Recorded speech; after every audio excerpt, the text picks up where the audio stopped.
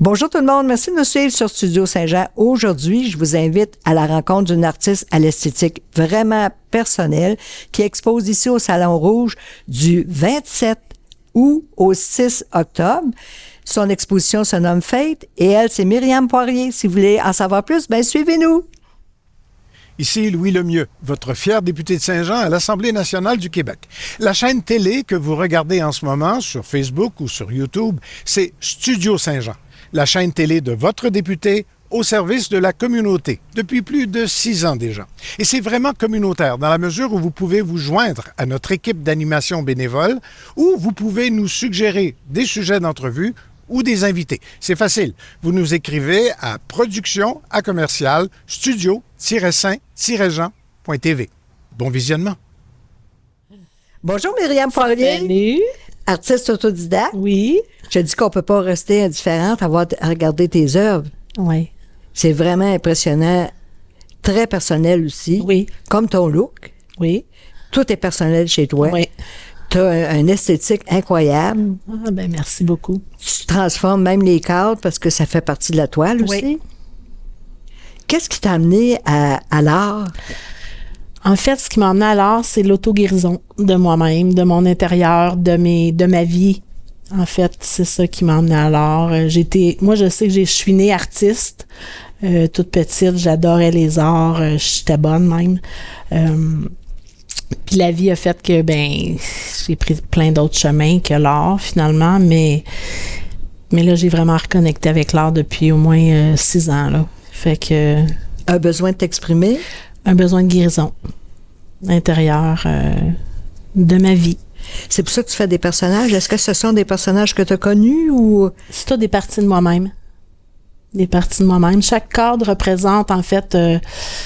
parce que moi, comment ça fonctionne, ma création, c'est qu'il y a tout le temps un ressenti, une émotion qui a besoin d'être dégagée ou qui a besoin d'être transmutée, en fait. Puis, je l'exprime dans mon cadre, là. Fait que chaque cadre représente une partie de moi-même. Puis une phase aussi peut-être de ta vie. Oui. Puis esthétiquement, tu utilises de l'aquarelle, de tout. L'acrylique. Oui, fusain, pastel, n'importe quoi, là, des brillants. Mais au début, quand j'ai commencé, c'était vraiment juste noir et blanc. C'était noir et blanc avec des dégradés de gris. J'étais pas capable de mettre de couleur tellement que... J'étais juste pas capable. Ah ouais.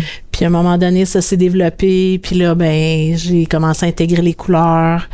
C'est ça. C'est vraiment beaucoup plus aussi le côté féminin qui a besoin de se guérir. Je vais dire ça comme ça, là.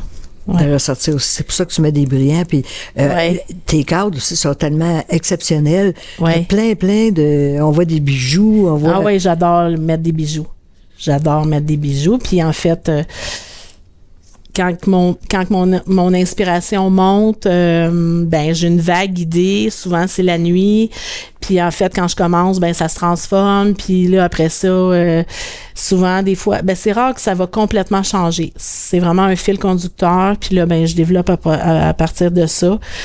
Puis la finition, c'est une partie que j'adore. Ah oui? Ah ouais. C'est beau aussi. Qu'est-ce que tu fais? Ouais, la finition, j'adore ça. Puis le titre se décide juste à la fin. Puis c'est des titres anglais. Oui. Oui. J'ai plus d'affinité avec la langue anglaise, même si je suis née québécoise. Même dans mon journal intime, j'écris en anglais. Fait que je sais pas pourquoi. D'après moi, ça vient d'une autre vie. Puis dis-moi donc, ton look, que tu assumes. Oui, je m'assume à 100%. Ça te va toujours bien. Ce qui m'intrigue, c'est la capacité de s'exprimer comme ça, la volonté aussi de le faire, parce que ça doit pas être facile tous les jours. Aujourd'hui, tout le monde est drabe de la même façon, à peu près. Ouais. Puis toi, t'es plate. Oui, mais en fait, j'ai tellement été... j'ai pas eu la possibilité d'exprimer qui j'étais vraiment dans ma vie. Ça s'est manifesté de différentes façons, des petites fois que j'étais capable de le faire. Mais depuis que j'ai entrepris ce chemin-là intérieur, vraiment de libération, là, c'est ouvert. Puis là, c'est comme ça. Mais tu sais que ça peut faire peur à certaines personnes. Oui, je sais. Ça peut faire peur, je peux me faire juger, mais en fait, je l'assume. Ben, Elle l'assume. Moi, pour moi, ça a fait le contraire. Quand je t'ai vu la première fois, j'ai été vers toi tout de suite. Je me suis dit, oh, wow, elle est exceptionnelle. Elle a quelque chose. Ouais. Elle a à l'intérieur d'elle quelque chose que les autres n'ont pas. C'est ce que ça Souvent, c'est ce qu'elle m'a dit. les gens viennent me voir, des inconnus viennent me voir. Oh, wow, tes cheveux, j'aimerais ça, moi, avec, mais j'ai pas le guts. Puis, tu sais, c'est triste que les gens ont pas sont pas capables de se laisser aller à vraiment à qui ils sont vraiment. Oui. Surtout aujourd'hui, il y a tellement de jugements. Puis je me dis, la première personne qui devrait aller arrêter de faire ça, c'est celle qui juge. Donc, il faudrait arrêter de juger. On a rien, j'ai rien à juger de toi parce que t'as des cheveux jaunes. Là, qui jugement. Oui. Jugement. Oh, ça, j'avais jamais pensé à ça. Mais aussi, revenons à ton art. Oui. Vraiment, il n'y a rien qui se ressemble. Non.